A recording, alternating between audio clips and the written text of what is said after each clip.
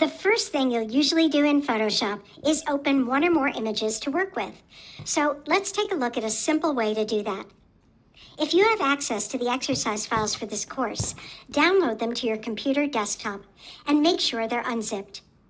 We'll use the course exercise files for this and all the lessons in this course. If you don't have access to the exercise files, please try to follow along with images of your own. I really encourage you to work along with me because trying things yourself is a great way to learn. Now go ahead and launch Photoshop if you haven't already. The first screen you'll see is Photoshop's home screen, which you see here. This is a kind of personalized dashboard for Photoshop, so your home screen may look a little different than mine. Now there are buttons on the home screen that you could use to start an image. But we're not going to use these buttons because I want to show you a way to open a file even if you're not on this home screen. So let's go up to the menu bar at the top of Photoshop and click on the File menu, and from there, click on Open.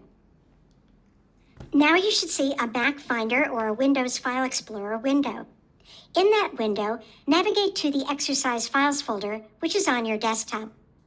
And from there, open the Chapter 0 folder and select the file suit.psd. And then just click Open. And that's all there is to opening a file. The home screen goes away and the image opens here in Photoshop's main interface, all ready for you to work on.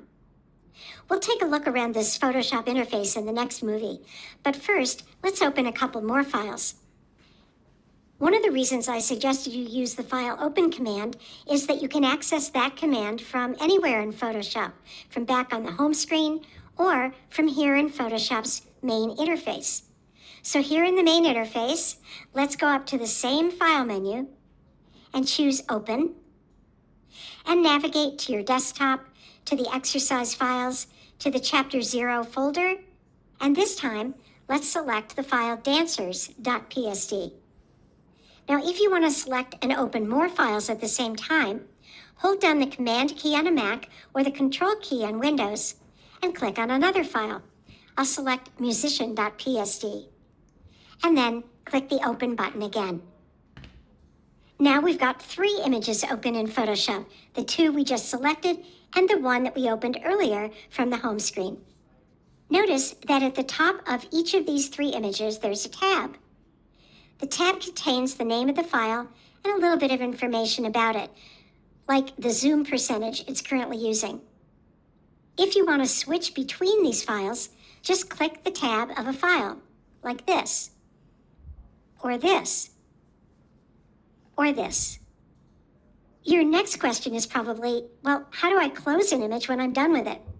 That's easy. Just click on the close icon that's on the tab for any file. On a Mac, the close icon is the X. On Windows, the close icon may be in a different location, but it works the same way. So I'll close this file, and this one, and this one. And that takes us back to the home screen. By the way, if you've made a change to an image, when you close it, Photoshop will ask you if you want to save it. For purposes of this course, you can just choose Don't Save, unless I tell you differently in an individual movie. And don't worry, we'll talk more about saving later in the course. If you're an explorer, you may have noticed that there are other ways to open and to close a file in Photoshop. And that's true for lots of things that you can do in Photoshop. There's often more than one way to do something. But because you may just be getting started with Photoshop, you don't have to worry about every way to do everything right off the bat. Instead, we're going to start out slow and easy, focusing on the simplest way to do the most important tasks in Photoshop.